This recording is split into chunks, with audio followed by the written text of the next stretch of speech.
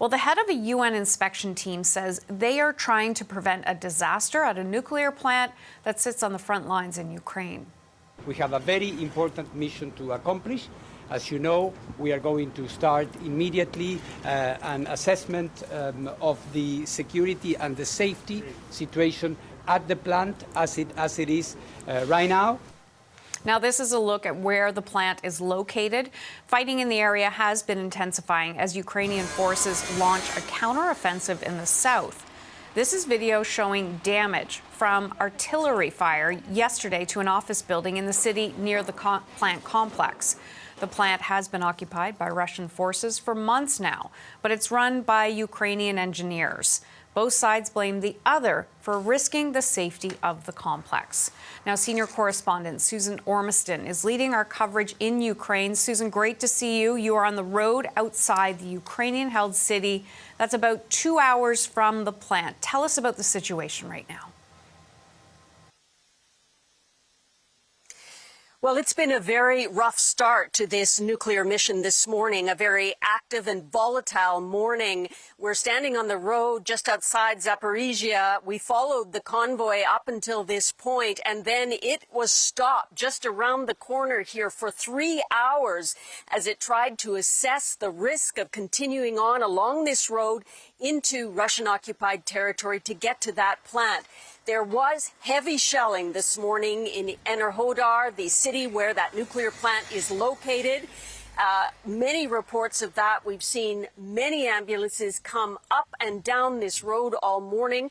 The convoy has moved on, and we believe it is en route again, but a very volatile situation. Here's how Rafael Grossi, the head of the IAEA, described the trip this morning. Good morning, Mr. Grossi. Good morning, Mr. Grossi. Good morning. Can you tell us what do you... We are aware of the current situation. There has been increased military activity, including this morning, but weighing the pros and cons, and having come so far, we are not stopping. We are moving now. We know that there is an area, as you know, the so-called gray zone, where the last line of the Ukrainian defense comes, and before the first line of the Russian occupying forces begin, where the risks are significant. And that last Ukrainian checkpoint is about 20 kilometers here, and then the gray zone, as he mentioned, and then the Russian checkpoint and on into where that plant is located. The Ukrainians are saying that Russian attack helicopters circled the city all morning and was shelling the area. Russia claims that Ukraine tried to recapture the plant this morning, making an amphibious assault across the Dnieper River, which is across from that nuclear plant, and that was stalled. We can't verify that claim at all, but clearly a very difficult situation for the inspectors to do their work. Rafael Grossi has said that he wants to establish some kind of permanent presence in that nuclear plant to get independent and neutral information about what's going on there. And Susan, what is the goal for the UN team?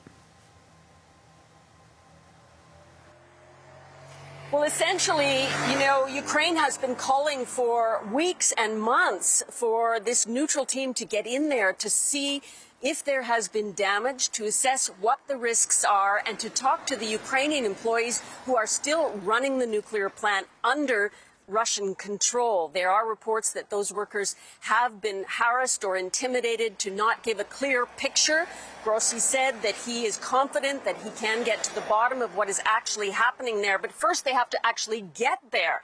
And that is still a question of whether they'll reach that plant today and how long they'll be able to stay. The original plan was to go for a couple of days to make their investigations, to look at all the facilities, to examine what is the risk of this plant continuing to operate. Russia has already said that it will not create a demilitarized zone around the plant. So this is one attempt to try to get eyes on it to see what could happen and what could mitigate the risk in an active conflict zone, as we've seen here this morning.